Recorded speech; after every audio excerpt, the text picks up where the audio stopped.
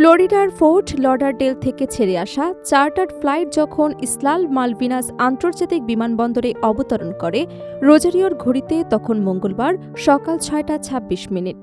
শহর তখনও আড়মোড়া ভাঙছে, আর্দ্র বাতাস, হিমেল স্পর্শ আর গুড়ি গুড়ি বৃষ্টি। বিমানের সিঁড়ি বেয়ে নামলেন একজন সাধারণ মানুষ। তিনি আর কেউ নন, লিওনেল মেসি। হাতে ছোট্ট একটা ব্যাগ, তাতে হয়তো বিশ্বকাপের রানার্স আপ মেডেল, হয়তো সিলভার বল। কিন্তু সেই ব্যাগের ভাঁজে লুকিয়েছিল আরও গভীর কিছু, কিছু অপূর্ণ যাওয়া, কিছু না বলা ক্লান্তি। ইমিগ্রেশন সেরে গাড়িতে চললেন তিনি। গন্তব্য রোজারিওর উপকণ্ঠে ফুনাসের কেন্টাকিতে নিজের বাড়ি। বিশ্বকাপ ফাইনালে হারের ক্ষত তখনও দগদগে। ৩৯ বছর বয়সেও ফুটবল যা দিতে পারে তা প্রায় সবই মেসির শোকেসে জমা। তবুও এই মানুষটি সবসময় একটু বেশি চেয়েছেন, নিজের সেরাটা উজাড় করে দিতে চেয়েছেন। ৪ বছর আগে বিশ্বকাপ জেতার পর আবারও সেই স্বপ্ন দেখেছিলেন। এবারও খুব কাছে গিয়ে অধরা থেকে গেল সেই লক্ষ্য। স্পেনের প্রাচীরে ধাক্কা খেয়ে থমকে যাওয়ার অনুভূতি জন্ম দিয়েছে এক জটিল মানসিকতার। সতীর্থদের বীরত্বের গর্ব আর ফাইনালে ব্যবধান করতে না পারার আক্ষেপ, দুটোই একসঙ্গে।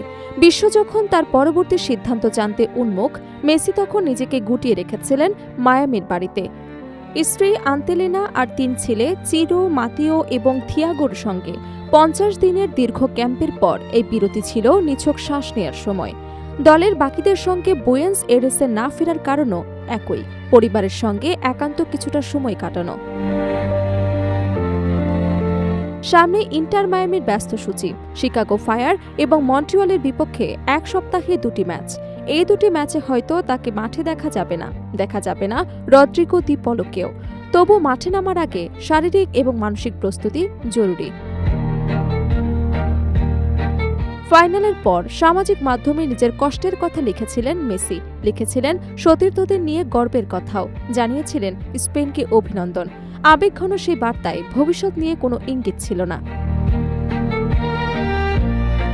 তবে কিছু হিসেব মিলিয়ে অনুমান করা যায় ২০২৮ পর্যন্ত ইন্টার মায়ামির সঙ্গে চুক্তি থাকায় ক্লাব ফুটবল চালিয়ে গেলে জাতীয় দল ছাড়ার তারা নেই।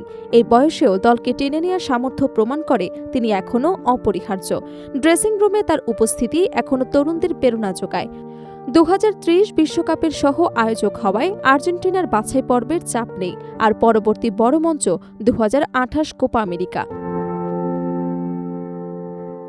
এএফএ সদর দপ্তরেও অপেক্ষা চলছে অধিনায়কের সিদ্ধান্তের। সভাপতি ক্লদিও তাপিয়া সময় দিতে চান।